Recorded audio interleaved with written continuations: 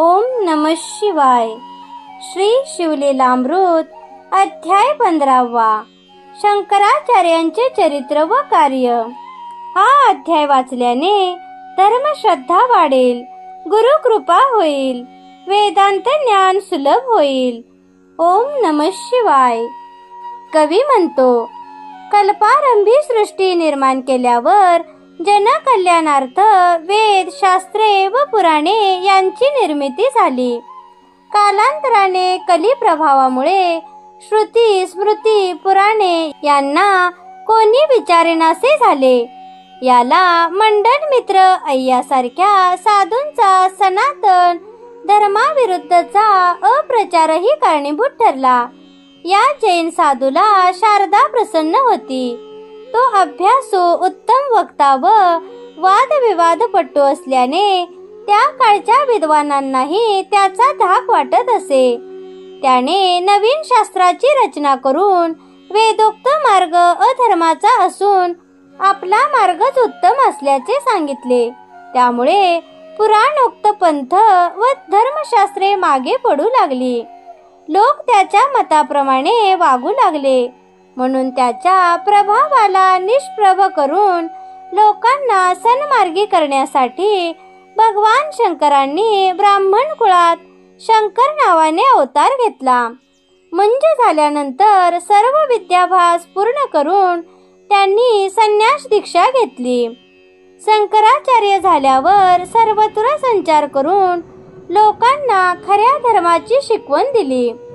जैन ग्रामी आल्यावर त्यांनी मंडन मिश्राला वादविवादासाठी बोलवून त्यात पराभव झालेल्याने स्वतःचे ग्रंथ पाण्यात बुडवून दुसऱ्याची शास्त्रे शिकावी अशी अट घातली.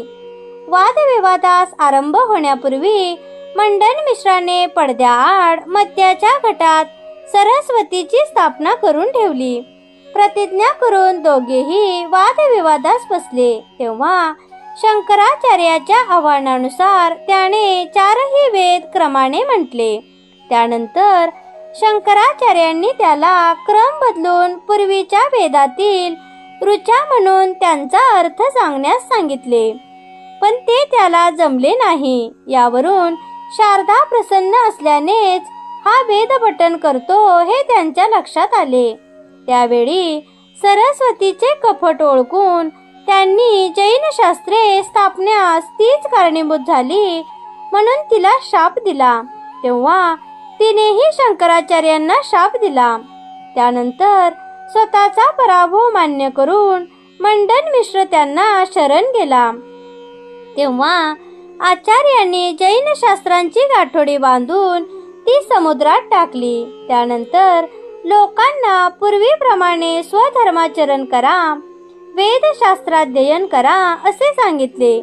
त्याप्रमाणे लोक त्यांच्या आदेशाला, उपदेशाला अनुसरून वागू लागले. सनातन धर्मानुगमी झाले. अशा प्रकारे शंकराचार्यांनी जैनाच्या पाखंडी मतांचा प्रभाव उद्ध्वस्त करून धर्मांची पुनर्स्थापना केली. ओम नमः शिवाय.